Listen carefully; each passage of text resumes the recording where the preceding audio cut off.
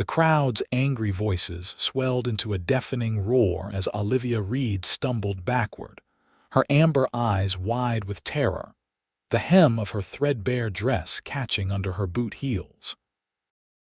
Elko, Nevada had welcomed her with open arms just 3 months prior, but that was before they discovered her secret, before they labeled her a witch. The year was 1878, and the Nevada mining town was experiencing its own silver boom. Olivia had arrived on a stagecoach from San Francisco with little more than a medical bag containing herbs, tinctures, and knowledge passed down from her grandmother. At 23, she had hoped to build a new life after losing her parents to influenza. Her ability to heal using natural remedies had been celebrated in the beginning when she'd saved the blacksmith's daughter from a raging fever, but whispers began when she accurately predicted a mining collapse hours before it happened. "Get out of our town, witch!" shouted Clarence Howell, the town banker whose wife Olivia had refused to sell a love potion to. "We don't want your devil's work here." The mob of 30 or so townspeople advanced toward her, some wielding torches despite the afternoon sun blazing overhead. Nevada's dry heat seemed to intensify their fury as they pursued her toward the edge of town. "I'm not what you think," Olivia pleaded, backing away from the crowd, her honey blonde hair coming loose from its practical bun. "I'm just a healer." "Please, I've helped your children, your wives. You put a curse on my cattle," yelled Jeremiah Walsh, a rancher whose herd had been struck with disease last week. 3 dead in one night. "That was bloat from the new alfalfa, not a curse," Olivia tried to explain, but her words were drowned out by the crowd's shouting. Sheriff Dale tipped his hat back and sighed, not participating in the mob but doing nothing to stop it either. "Miss Reed, it might be best if you just moved on. I can't guarantee your safety here anymore." Tears stung Olivia's eyes as she continued backing away. The life she tried to build was crumbling before her. Her small cabin at the edge of town would be ransacked, her garden of medicinal herbs likely already trampled. All because she'd refused to conform, because she understood things others couldn't comprehend. The mob herded her toward the road leading out of town. A rock flew past her head, missing by inches. Then another struck her shoulder, causing her to cry out in pain. "Stop!" A deep voice cut through the commotion like thunder across the desert. The crowd parted slightly, revealing a tall figure on horseback. Quinn Hayes sat atop his black stallion, his expression hard as granite under the shadow of his wide-brimmed hat. His dark hair curled slightly at his collar, and his eyes, sharp and blue as a mountain lake, surveyed the scene with evident disgust. Olivia had seen him around town but never spoken to him. Most folks knew Hayes was not someone to cross. He'd arrived in Elko 8 months ago, taking odd jobs at ranches and occasionally helping the sheriff with tracking outlaws. Rumors about his past varied. Some said he'd been a Texas Ranger. Others whispered he might have ridden with outlaws before finding the right side of the law. All agreed on one thing: Quinn Hayes was dangerous when crossed. "What in God's name are you all doing?" Hayes demanded, dismounting in one fluid motion. His spurs clinked against the packed dirt as he positioned himself between Olivia and the crowd. "Stay out of this, Hayes," warned Howell, stepping forward as the unofficial leader of the mob. "This doesn't concern you." Hayes's hand rested casually near the 6-shooter on his hip. "Seems to me 30 against 1 isn't much of a fair fight, especially when that one's a woman who's done nothing but help your sorry hides." "She's a witch," cried Mrs. Peterson, whose son had miraculously recovered from pneumonia under Olivia's care just last month. Fear and superstition had a way of making people forget kindnesses quickly. "She predicted the mine collapse," someone else added. "Knew exactly when it would happen." Hayes didn't flinch. So she's observant, probably noticed something you all were too blind to see. His voice remained level, but there was steel beneath it. I was in that mine earlier that day. Heard the supports creaking myself. Didn't take a witch to figure out it was unstable. Olivia stared at his broad back, scarcely believing someone was defending her. Her shoulder throbbed where the rock had struck, but it was nothing compared to the ache in her heart at this betrayal by people she'd come to care for. She's different, spat Howell. We don't want her kind here. Hayes's laugh was cold and without humor. Her kind. You mean someone with half a brain. Someone who knows more about healing than cutting open veins and bleeding folks half to death like that butcher you call a doctor. He gestured toward Dr. Pembroke, who stood red-faced at the edge of the crowd. Now see here, the doctor began, but Hayes cut him off. I've seen what she can do.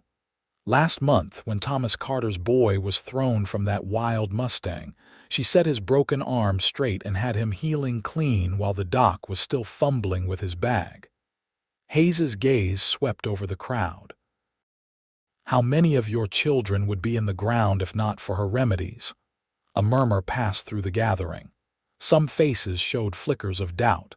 Hayes continued, his voice rising slightly. And you want to run her out because she's different, because she knows things you don't understand. Hell, half of you can't even read, but I don't see anyone chasing you out of town with torches. She deals in dark arts, Howell insisted, though with less conviction.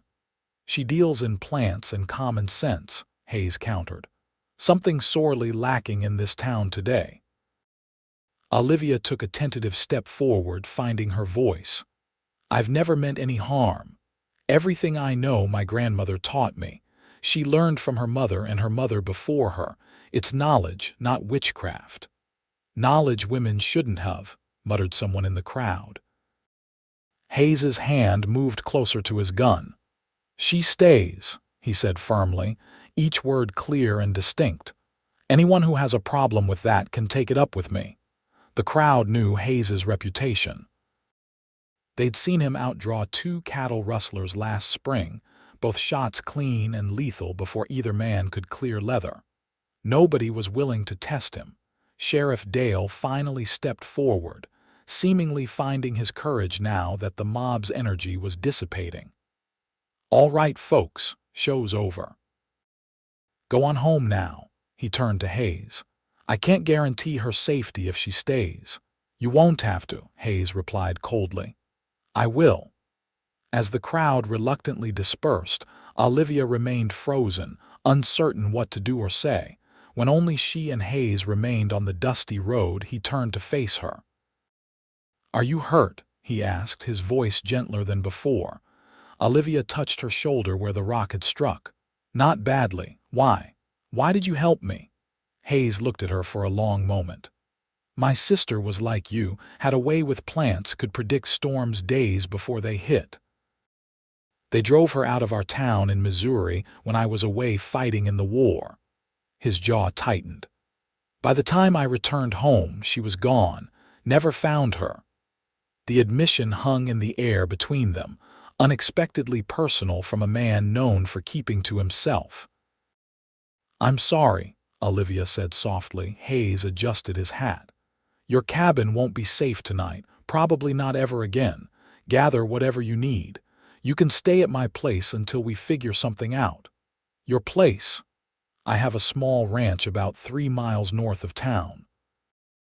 Nothing fancy, but it's defensible. When she hesitated, he added, I'll sleep in the barn, you have my word.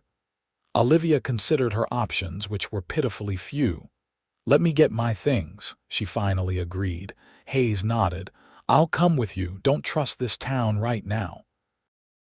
As they walked back toward her cabin at the edge of town, Olivia felt the weight of stares from windows and doorways.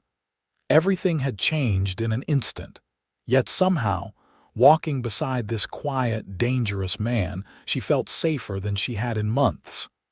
Thank you, she said quietly. For saying I could stay. Hayes didn't look at her. his eyes scanning the street ahead. "Everyone deserves a place to belong, Miss Reed, even those of us who are different." Olivia's small cabin had indeed been vandalized, though not as badly as she feared.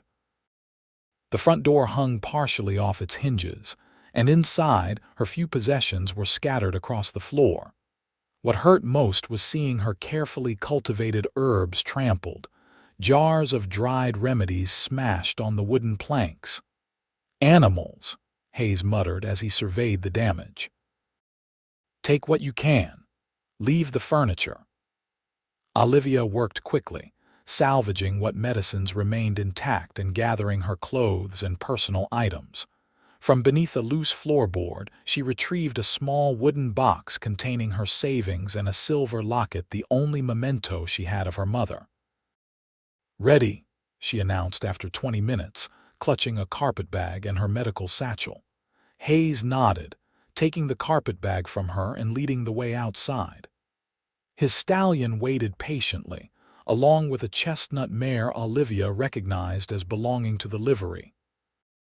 "Borrowed her," Hayes explained, following her gaze to the mare. "Figured you'd need a mount.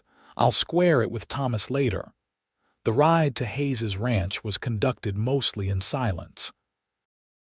Olivia's mind raced with questions about her uncertain future, but she kept them to herself, focusing instead on the stark beauty of the Nevada landscape as the sun began its descent behind the mountains. Hayes's small ranch proved to be a modest but well-maintained homestead consisting of a solid log cabin, a barn, a corral with several horses, and what looked like the beginnings of expanded fencing. A creek ran along the eastern edge of the property, providing precious water in the arid land. "It's not much," Hayes said as he helped her dismount, "but it's quiet." "It's lovely," Olivia replied honestly. After the chaos of the day, the peaceful setting felt like paradise. Inside, the cabin was simple but comfortable: a main room with a stone fireplace, a small kitchen area, a wooden table with 2 chairs, and a separate bedroom. Everything was surprisingly clean and organized for a bachelor's quarters. "You can take the bedroom," Hayes said, setting her carpetbag down. "I'll bunk in the barn." "Mr. Hayes, I can't put you out of your own bed, Quinn," he interrupted. "Just Quinn is fine, and it's no trouble. Done it before when I've had to tend to foaling mares." He gestured toward the kitchen area. "There's food in the pantry. Help yourself. I need to see to the horses." Before she could protest further, he was gone, leaving Olivia alone in the sudden quiet of the cabin. She sank onto a chair at the table, the events of the day finally catching up with her. Tears she'd been holding back flowed freely now, quiet sobs shaking her slender frame. Outside, Quinn Hayes led the horses to the barn, his face set in grim lines.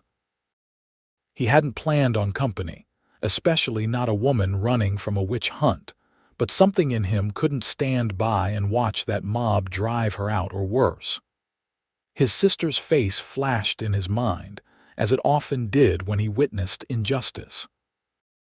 After tending to the horses, he returned to find Olivia composed again, lighting the lamp as dusk settled over the land. Her eyes were red-rimmed, but she offered a small smile. "I've made some tea," she said, gesturing to a pot on the stove. "I hope that's all right." "I found some chamomile in your cupboard." Quinn nodded, accepting the cup she offered. "Don't drink it much myself, but it was my sister's favorite." They sat across from each other at the table, the lamplight casting soft shadows. "Will they come looking for me?" Olivia asked after a while, her voice steady despite the fear behind the question. Quinn considered this. "Maybe. Not tonight, they're cowards at heart. If they do come, it'll be with the sheriff claiming legal business. And then I'll remind them that Nevada law doesn't recognize witchcraft as a crime, and they'd be trespassing on private property." His lips curved slightly. "Besides, most of them owe me favors or money. They won't push it." Olivia studied him, this contradiction of a man capable of standing against an entire town, yet gentle enough to make sure she had a safe place to sleep. "Why did you really help me, Quinn? It can't just be because of your sister." Quinn's blue eyes met hers. "When I came back from the war, I did things I'm not proud of. Rode with some rough men for a while. Took jobs that didn't ask questions about the blood on my hands." He looked down at his tea, untouched. "Past few years, I've been trying to balance those scales. Sometimes doing right means standing between a mob and whoever they've decided doesn't belong." The honesty in his voice touched something in Olivia. Here was a man carrying ghosts of his own, yet willing to add her troubles to his burden. "I won't stay longer than necessary," she promised. "Once I figure out where to go next, there's no rush," Quinn interrupted. "Town will settle down eventually. People have short memories when they need help, and someone's bound to get sick or injured soon enough." He rose from the table. "Get some rest, Miss Reed. Tomorrow will look better." "Olivia," she said. "If I'm to call you Quinn, then please call me Olivia." A brief nod was his only acknowledgement before he headed for the door. "Lock up behind me." "Good night, Olivia." Alone again, Olivia did as he suggested, securing the door before exploring her temporary sanctuary. The bedroom was sparse but clean: a bed with a handmade quilt, a chest for clothing, and a small table with a basin for washing. On an impulse, she opened the chest, finding it empty except for a folded dress at the bottom, simple but well made. Sarah's, she guessed. His sister's dress, kept all these years. The realization made her close the chest quickly, feeling like an intruder on private grief. Sleep came fitfully that night, her dreams filled with angry faces and thrown stones. Each time she woke, the unfamiliar sounds of the ranch, distant coyotes, the creek's gentle babble, the occasional nickering of horses reminded her how far she was from what had briefly been home. Morning arrived with golden light streaming through the cabin's windows. Olivia rose early, determined to be useful. By the time Quinn returned from his dawn chores, she had breakfast waiting: eggs from the henhouse she discovered behind the cabin, along with biscuits and coffee. Quinn paused in the doorway, clearly surprised. "You didn't have to cook." "I wanted to." Olivia gestured toward the table. "It's the least I can do." They ate in companionable silence, the awkwardness of the previous night somewhat diminished in the clear light of day. After breakfast, Quinn outlined his plans. "I need to go into town, check on a few things," he said. "You should stay here. Keep the door locked." Olivia nodded, though the thought of being alone made her nervous. "What things?" "Need to talk to the sheriff, make sure he understands the situation. And I want to see how the wind's blowing with the townspeople." He checked his gun before holstering it. "Also need to properly settle up for that mare you rode yesterday." "I have money," Olivia offered quickly.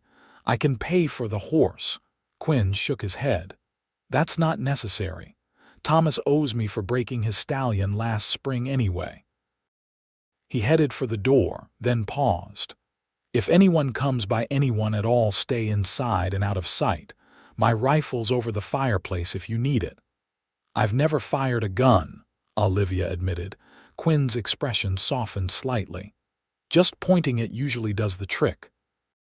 But I don't expect trouble today." After he left, Olivia busied herself cleaning the already tidy cabin, then ventured outside to explore the property. The garden behind the cabin was mostly practical vegetables and a few herbs, but clearly in need of attention. With nothing better to do, she set to weeding it, finding comfort in the familiar task. By midday, she'd cleared half the garden and discovered several medicinal herbs growing wild near the creek. Her spirits lifted as she gathered them, planning remedies she could prepare to replenish her depleted supplies.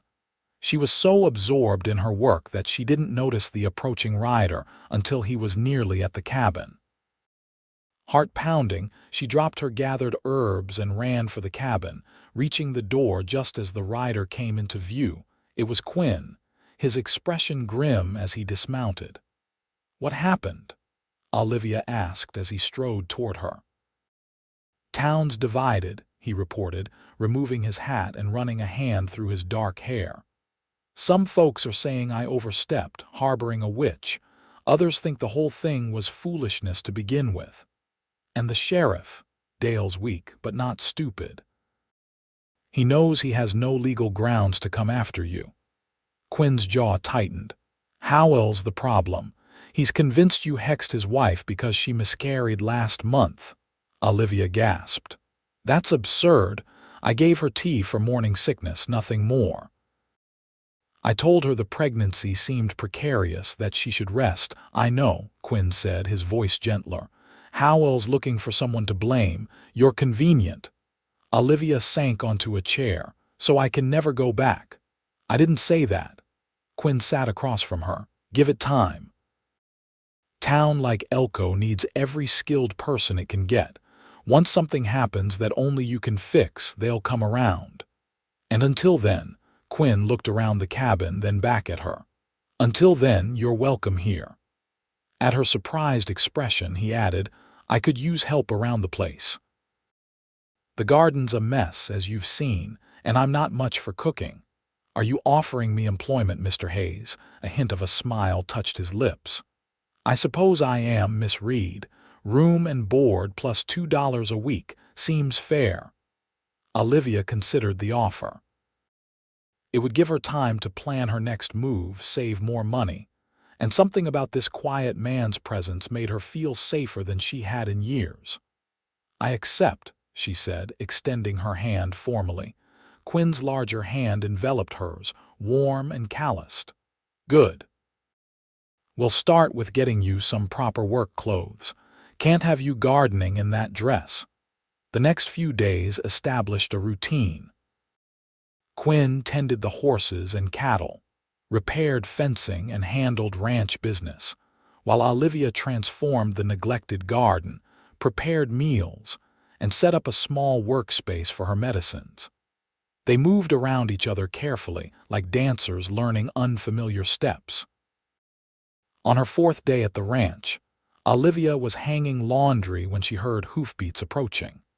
She froze, watching as two riders came into view, Sheriff Dale and another man she recognized as one of the town's deputies.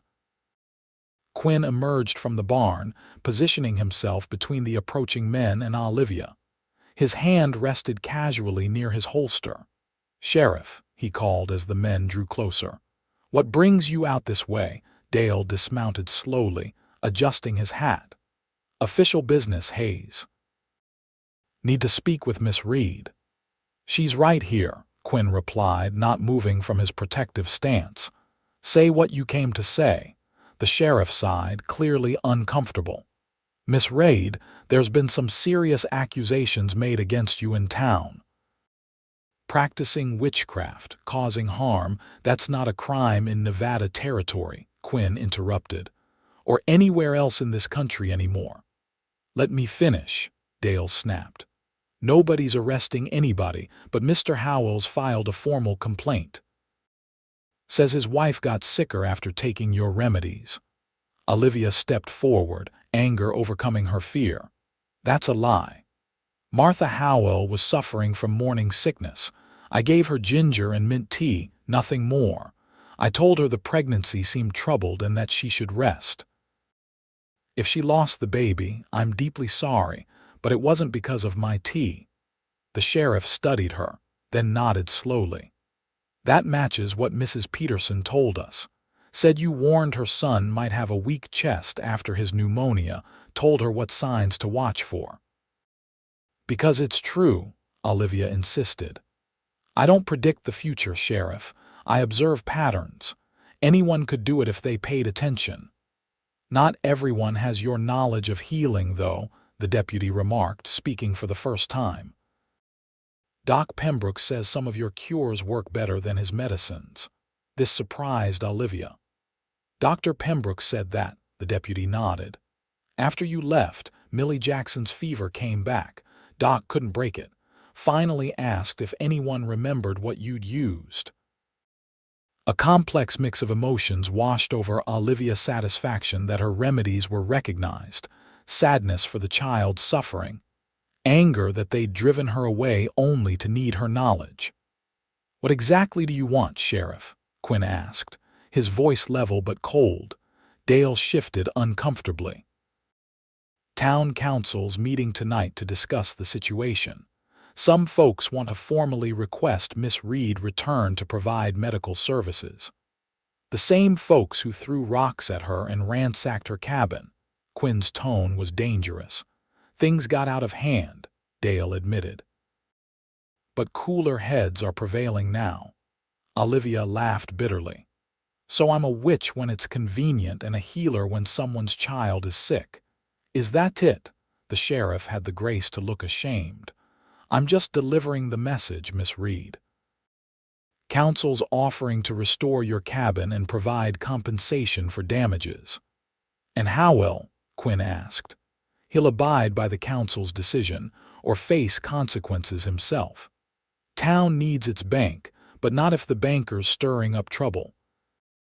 Quinn turned to Olivia, his expression softening slightly. "It's your decision. You don't owe them anything." Olivia considered her options. Part of her wanted nothing more to do with the town that had rejected her so violently. Yet she'd come to Elko to heal, to use her knowledge to help others. Could she turn her back on that purpose? "I'll consider it," she finally said. "Tell the council I'll give them my answer in a week's time." The sheriff nodded, seemingly relieved not to receive an outright rejection. "Fair enough. We'll await your response." He tipped his hat before remounting his horse. "Hayes," he acknowledged with a nod before riding away, the deputy following. When they were alone again, Quinn turned to Olivia. "You're not seriously considering going back?" "I don't know," she admitted. "What they did was unforgivable, but there are children there who need help." Quinn's blue eyes searched her face. "You have a generous heart, Olivia Reed." "Or a foolish one," she replied with a small smile. That evening, as they sat by the fire after dinner, the question hung unspoken between them. Finally, Quinn broke the silence. "If you decide to go back, I'll make sure they keep their word about fixing your cabin. And that Howell leaves you be." Olivia studied him across the firelight. "And if I decide to stay here," something flickered in Quinn's eyes, surprise perhaps, or something deeper. "Then the job offer stands. This place could use a woman's touch." He cleared his throat. "And your garden is coming along nicely." "It is, isn't it?" Olivia smiled, thinking of the neat rows she'd cultivated, the herbs already flourishing. "I've been thinking about expanding it, actually. There's good soil near the creek that would be perfect for some of the more delicate medicinal plants." "Sounds like you're leaning toward staying," Quinn observed, his voice carefully neutral. Olivia considered this. "Perhaps I am. It's peaceful here, and I could still help people. The neighboring ranches must need medical attention sometimes." "They do," Quinn confirmed. "Nearest doctors in Elko. And as you've seen, Pembroke's skills are limited. Folks out here tend to handle things themselves, but they'd welcome someone with your knowledge." The conversation shifted to practical matters, which plants she'd need, how they might arrange for supplies from town, whether the barn could be modified to include a treatment room for patients. As they talked, Olivia realized how naturally they worked together, how easily they solved problems as a team. When she finally retired to bed that night, her mind was clearer than it had been in days.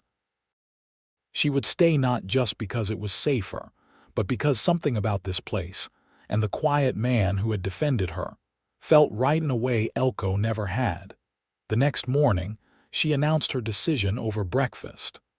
Quinn simply nodded, but she caught the flicker of satisfaction in his eyes. "I'll ride into town today, let Dale know," he said. "Might as well get supplies while I'm there. Anything particular you need?" Olivia handed him a list she'd prepared along with some of her saved money. When he tried to refuse the funds, she insisted, "I'm your employee now, remember. I pay my own way." A hint of a smile touched Quinn's lips. "As you wish, Miss Reed." While he was gone, Olivia continued her work in the garden, then explored further along the creek, identifying wild plants with medicinal properties. The land was harsher than what she'd known growing up in Pennsylvania, but it had its own beauty-stark mountains against brilliant blue sky. The surprise of wildflowers in seemingly barren soil. Quinn returned late afternoon, his horse laden with supplies. As they unpacked together, he reported on his visit to town.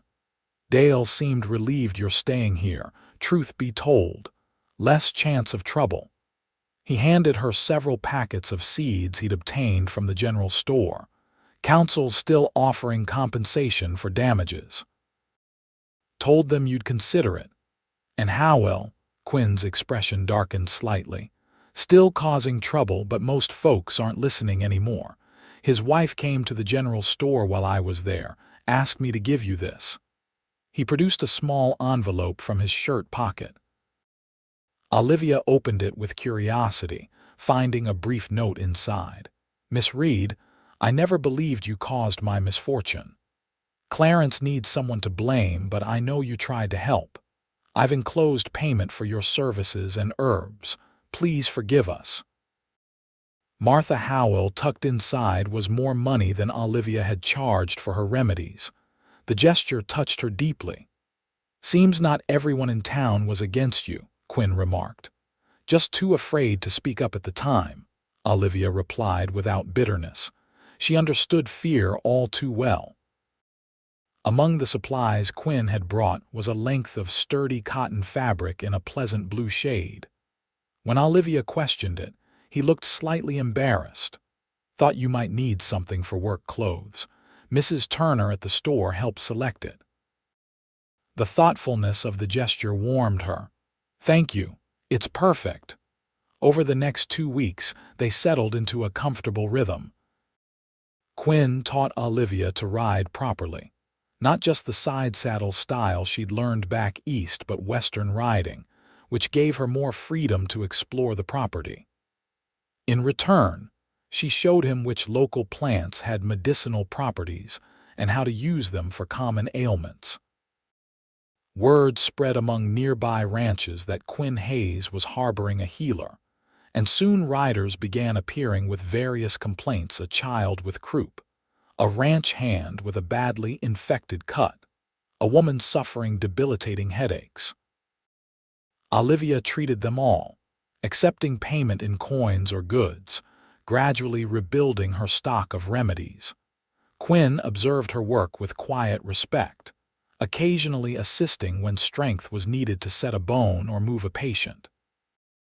He never questioned her methods, even when they differed significantly from conventional medicine. One evening, as they sat on the porch watching the sunset paint the mountains with gold and crimson, Quinn asked a question that had clearly been on his mind. "How do you know which plants will heal and which might harm? Did your grandmother teach you everything?" Olivia considered this. "She taught me the basics, yes, but much of what I know comes from observation and careful testing. I try small amounts first, note the effects. Some remedies I learned from books, others from native women I met in my travels." "It's a gift," Quinn said simply. "Not witchcraft, just a different kind of intelligence." The matter-of-fact way he stated this made Olivia smile. "Most men don't see it that way." "Most men are fools," he replied with a shrug. A comfortable silence fell between them as the light faded from the sky, stars emerging in the vast darkness above. Olivia found herself studying Quinn's profile, the strong line of his jaw, the slight cleft in his chin, the way his dark hair curled slightly at his collar. Over the past weeks, she'd come to appreciate not just his protection but his quiet competence, his dry humor, his fundamental decency. "Quinn," she said softly, "thank you, not just for standing up for me that day, but for everything since." He turned to look at her, his blue eyes serious in the fading light. "You don't need to thank me for doing what's right. Nevertheless, I am grateful." On impulse, she reached out and laid her hand over his where it rested on the porch railing. For a moment, he remained perfectly still, then slowly turned his palm upward, his fingers gently curling around hers.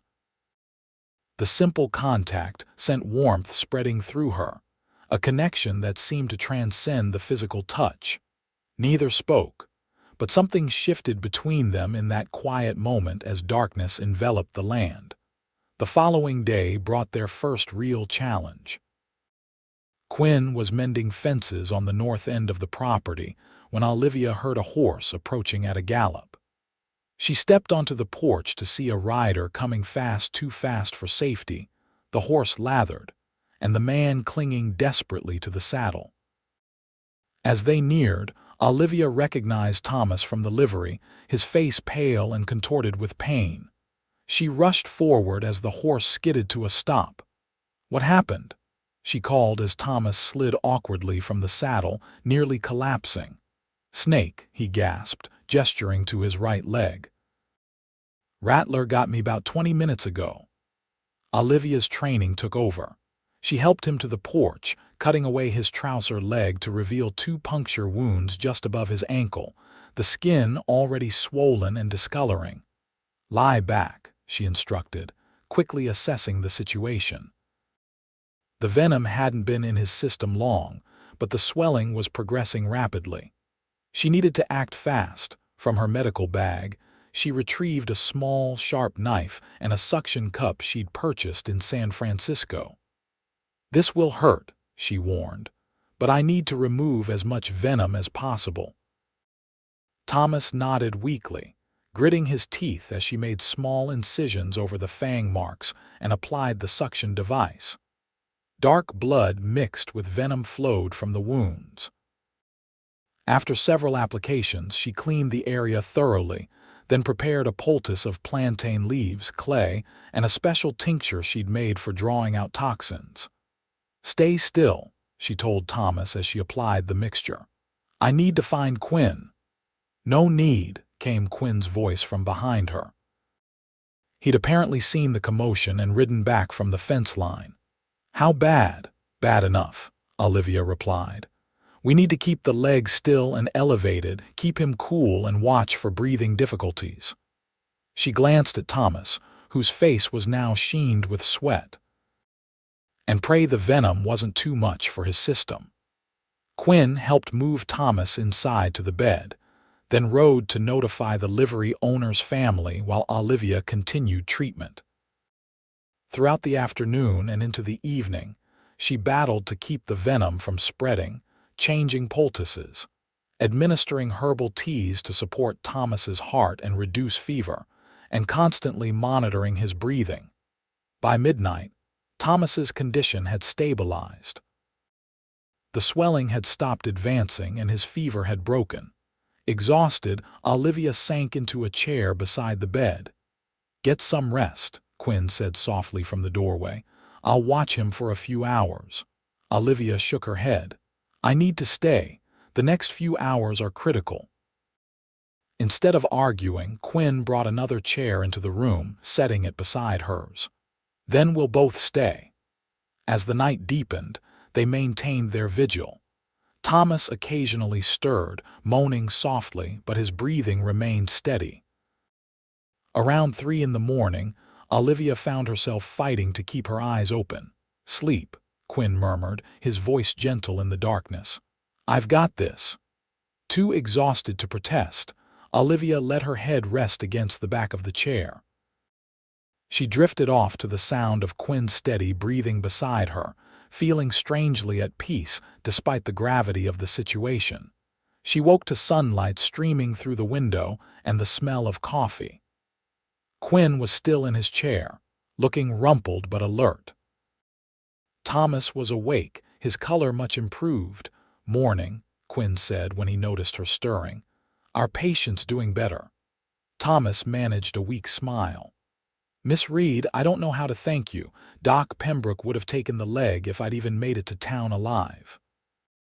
Olivia checked his wound, pleased to see the swelling significantly reduced and the angry red streaks receding. "You'll need to rest for at least a week, maybe 2. And there may be some tissue damage that takes longer to heal, but I think you'll keep the leg." Relief flooded Thomas's face. "My wife and boys will be mighty grateful, as am I." After checking that Thomas could swallow without difficulty, Olivia prepared a light breakfast for him, then stepped outside with Quinn to discuss next steps. His family should be here by midday, Quinn informed her. "I sent word with one of the hands from the Campbell ranch when he rode by last night." Olivia nodded, pushing a strand of hair from her face. She knew she must look a fright after the long night, but Quinn was looking at her with something like admiration. "What you did for him," he said quietly. "I've seen men die from rattler bites even after doctors treated them." "I had the right medicines prepared," Olivia explained, "and we caught it early. Another hour and it might have been a different outcome." Quinn shook his head. "Don't diminish what you did. It was." He paused, searching for the right word. "Remarkable." The simple praise meant more coming from him than elaborate compliments from others might have. Impulsively, Olivia stepped forward and embraced him, her head resting briefly against his chest. "Thank you for your help." Quinn stiffened momentarily, then his arms came around her, holding her gently. For a few heartbeats, they remained that way, the morning sun warming them, the scent of sage on the breeze. When they separated, something had changed again, another boundary crossed, another step toward whatever was growing between them. Thomas's wife and sons arrived just after noon, their wagon creating a dust cloud visible from a distance. The reunion was emotional, with young Billy and James crowding around their father's bed while Sarah Thomas tearfully thanked Olivia. "We've heard about you," she admitted.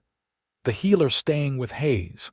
Some said you were she broke off, embarrassed. "A witch." Olivia supplied with a small smile. Sarah flushed. "People talk nonsense. All I know is you saved my Thomas and we won't forget it." After arranging the wagon with blankets to transport Thomas comfortably, Quinn helped move him while Olivia gave Sarah detailed instructions for continuing treatment. "I'll ride over tomorrow to check on him," she promised, as the family prepared to leave. "You'd be welcome anytime," Sarah assured her, then added hesitantly, "Some of the women in town have been asking if you might be willing to help with women's troubles, things we don't like taking to Dr. Pembroke." Olivia was surprised by the request. "I'd be happy to help, but I'm not sure I'd be welcome in town." "Things have changed since you left," Sarah told her.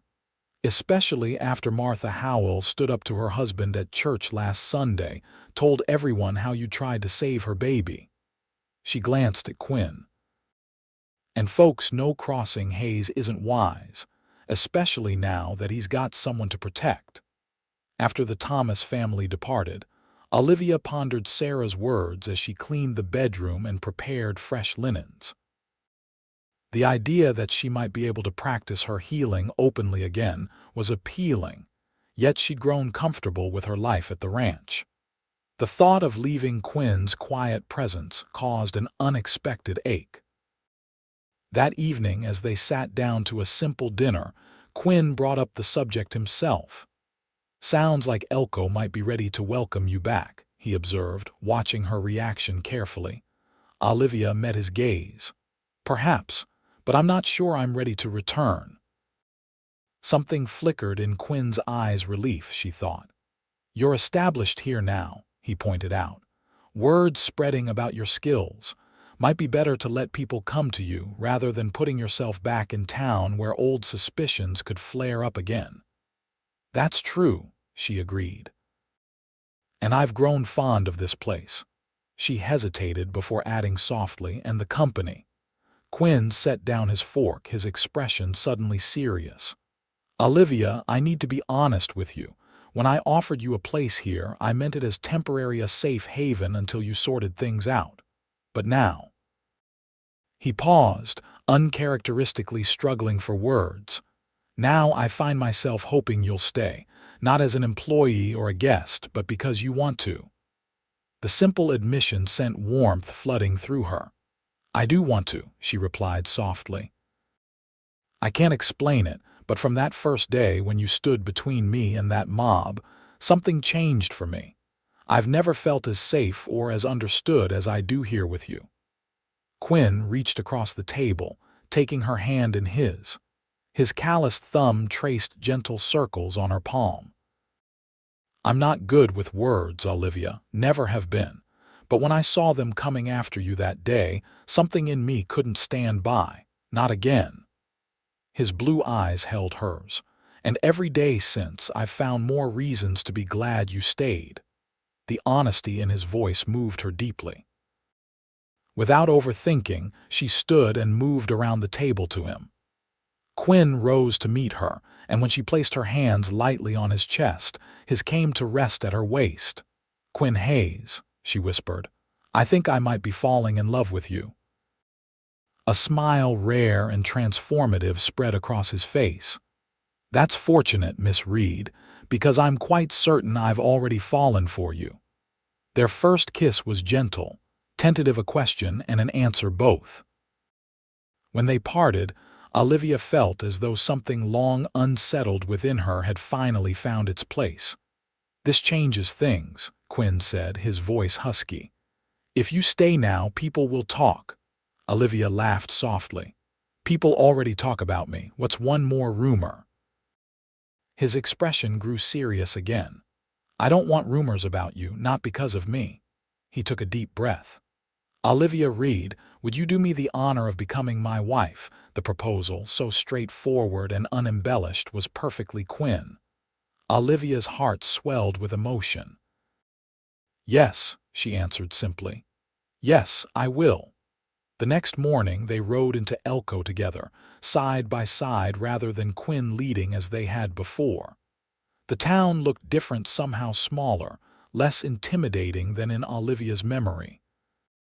People paused in their activities to watch them pass, some nodding respectfully, others simply staring.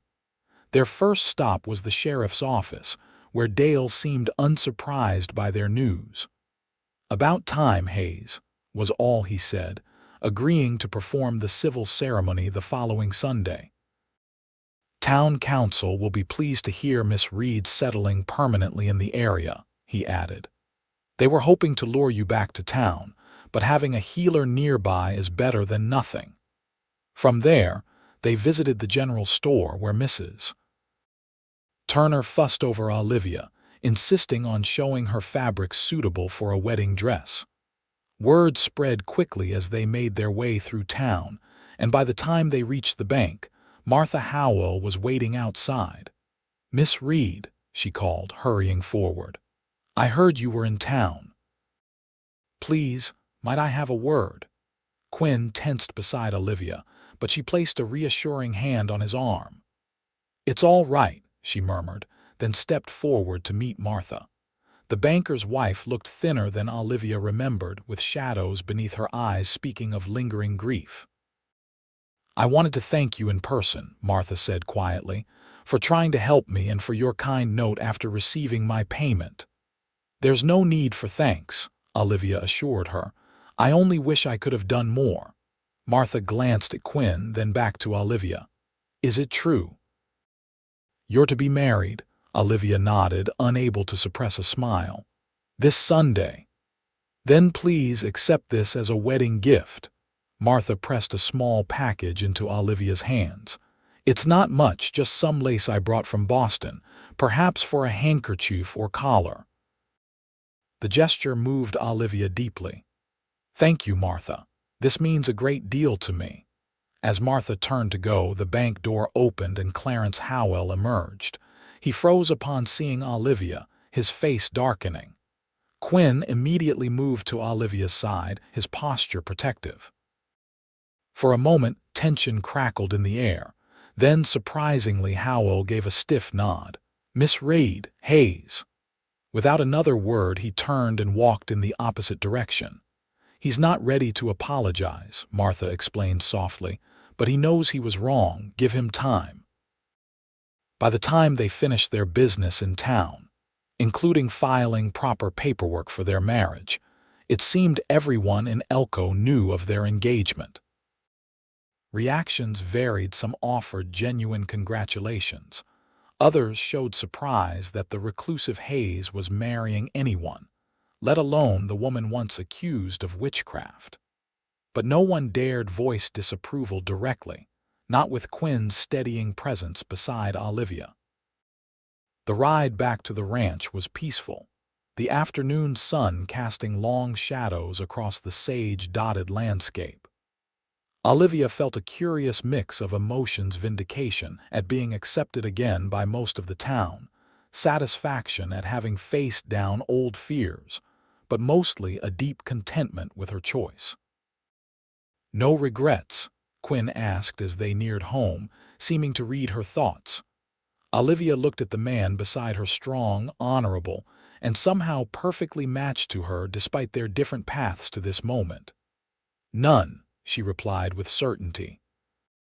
The days leading up to the wedding passed in a blur of preparations. Sarah Thomas and several other ranch wives rode over to help Olivia create a simple but beautiful dress from the blue fabric Quinn had given her, now complemented by Martha Howell's fine lace. The women brought food, advice, and a welcome sense of community that Olivia had missed. Quinn, meanwhile, worked with renewed purpose, completing projects around the ranch he'd been putting off. With Thomas still recovering from the snakebite, several young men from neighboring ranches volunteered to help, recognizing what Olivia's healing skills meant for the community. Sunday dawned clear and bright, the Nevada sky an endless blue canopy above them. They decided on a simple ceremony at the ranch rather than in town, with only a few witnesses present. Sheriff Dale arrived mid-morning, looking uncomfortable in a clean shirt and his best hat, legal documents tucked under his arm.